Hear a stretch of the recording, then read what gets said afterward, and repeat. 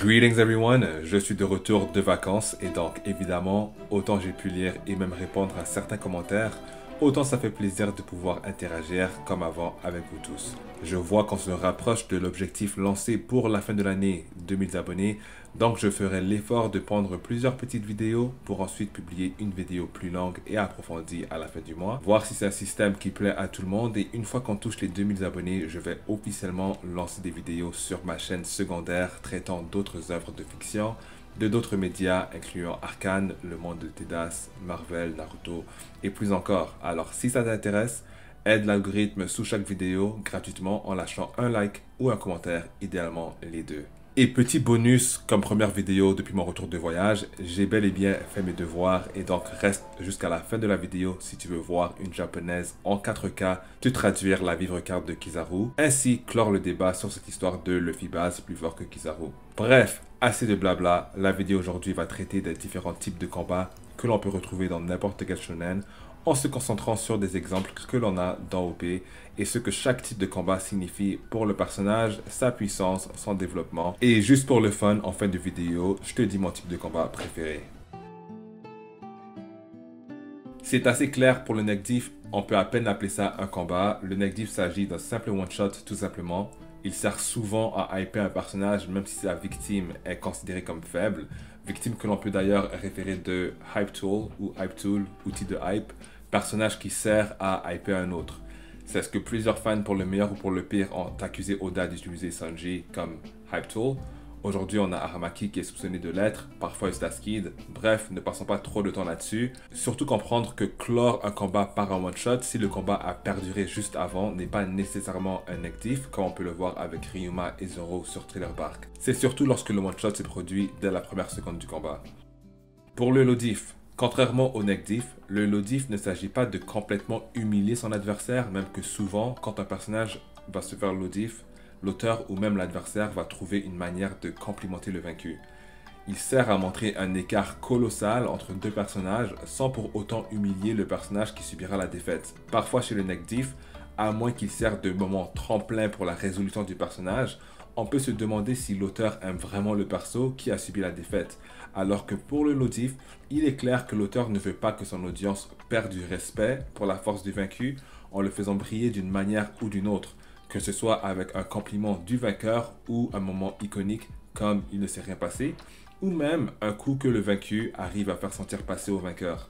Belle surprise, on va parler du clash, surtout lorsque ça vient à OP, comment ne pas parler du clash ou de la passe d'armes. Et donc, le clash ou la passe d'armes normalement va montrer deux personnages sur un pied d'égalité sans nécessairement avoir une conclusion déterminant lequel des deux personnages aurait gagné avec certitude, ni nécessairement à quelle difficulté. Quand cela se produit, parfois c'est pour que l'audience comprenne que deux personnages ont le même niveau, mais parfois il s'agit simplement d'une technique narrative où l'auteur ne cherche pas à dévaloriser le personnage plus faible, car il sait qu'il ne développera plus ou du moins pas autant que le personnage plus fort qu'il conserve pour une raison ou une autre.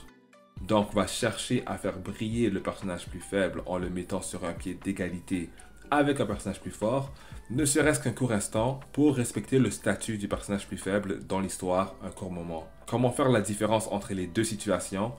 Eh bien c'est simple, utilisez le reste du récit pour voir s'il y a plus de preuves qui soutiennent que c'est la première option ou plus de preuves qui soutiennent que c'est la deuxième option.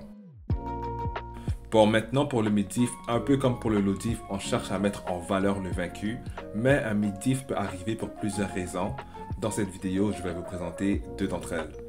Premièrement, il s'agit là d'une instance où le vainqueur est déjà plus puissant que le vaincu en début de combat, mais le futur vaincu a des capacités lui permettant de résister au vainqueur ou de faire durer le combat. Souvent une instance où dès la seconde où le vainqueur arrive à contourner la contrainte en question, le combat ressemble à un low diff ou même parfois un neck diff. Le mid diff peut aussi arriver lorsque le vainqueur n'a pas nécessairement pour but d'achever son adversaire dès le début du combat. Quelle que soit la raison, modestie ou scénario, souvent c'est le vainqueur qui ne cherche à ne pas trop dépenser d'énergie contre un adversaire plus faible ou baisse volontairement ou subconsciemment son niveau pour faire durer son plaisir. Le vainqueur ne donne pas tout ce qu'il a dès le début du combat et cherche à jauger le montant exact d'effort qu'il devra mettre pour terminer son adversaire. Encore une fois, c'est valorisant pour le vaincu car ça prouve qu'au minimum, le vainqueur, bien que déjà plus fort que son adversaire, ne gagnera pas rapidement ou sans un minimum d'effort. Ce que je trouve personnellement spécial dans le premier scénario du mid-diff, c'est que souvent on a une dynamique intéressante entre les deux combattants. Un combattant plus faible qui arrive à piéger le combattant plus fort de manière à le mettre dans les cordes, c'est imprévisible et ça garde tout le monde sur le bout du siège. Le vainqueur généralement doit réfléchir à comment il pourra gagner et ça permet à l'auteur de mettre autre chose que les muscles du personnage en valeur, d'où vient souvent le terme Battle IQ. Cet exemple est aussi applicable au High Diff ainsi qu'au Extreme Diff.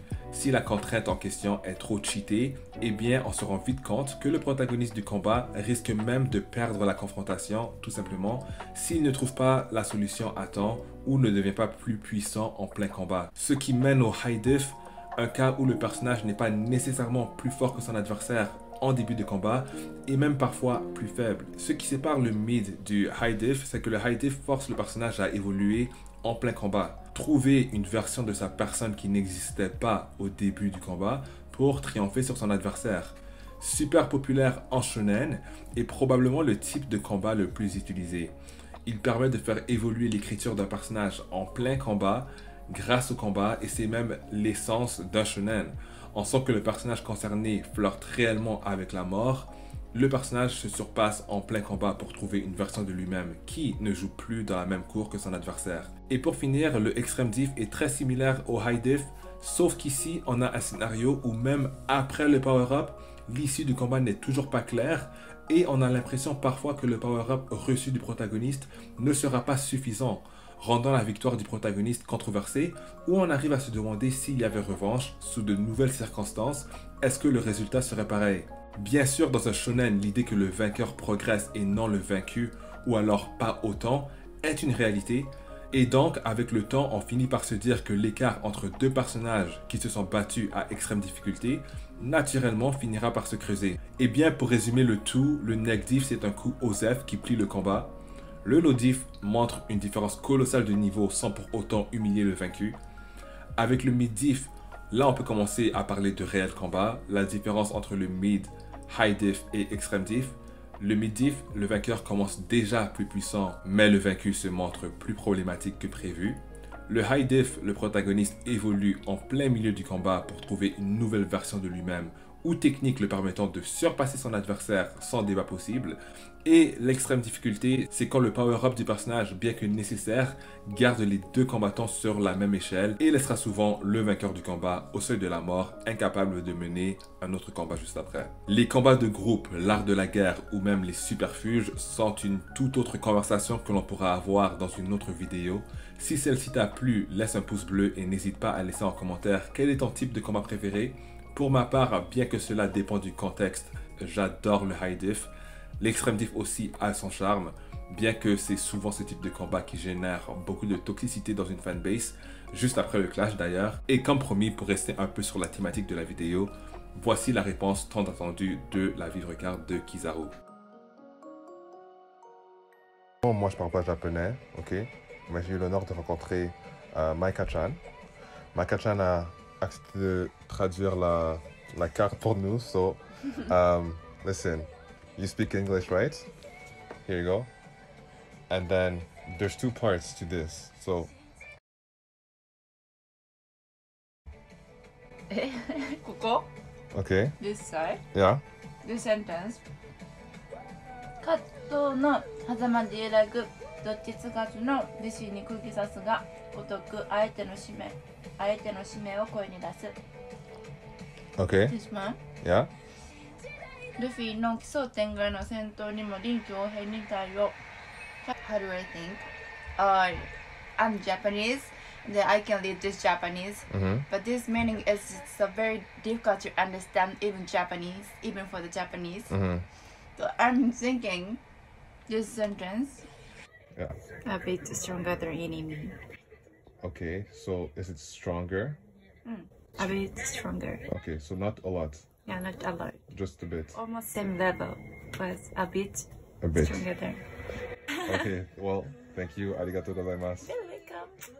Donc, conclusion à tout ça les amis, comme beaucoup l'ont mentionné auparavant, cette expression « plus qu'à égalité n'a aucun sens. Et comme vous l'avez entendu de la bouche d'une japonaise, c'était pas quelque chose hyper simple à traduire. Donc ça explique pourquoi on n'a pas eu la meilleure traduction, que ce soit en anglais ou en français. Mais au bout du compte, ce que la vieille carte voulait transmettre, c'était que Luffy était un peu plus fort que Kizaru. Et si on suit bien le manga, je ne vois pas pourquoi est-ce qu'on parlerait de Luffy base. Je ne sais même pas qui a sorti ça comme idée. J'ai demandé hors cam, elle n'a pas trouvé de Luffy base, alors que quelqu'un nous illumine là-dessus. Sinon, vous l'avez entendu de sa bouche, comme je l'ai dit plus tôt, et ça concorde un peu avec ce qu'on a vu du manga. Donc voilà, Luffy base plus fort que Kizaru a été debunk en 4K, et j'ai moi-même été surpris de ce que la regarde disait réellement. Donc j'espère que ce segment t'a plu. J'ai fait mes devoirs sur la terre natale d'Eiichiro Oda. Donc n'oublie pas ton petit pouce bleu pour le travail international. Et je te dis à la prochaine. Très joyeux temps des fêtes. Allez, à plus.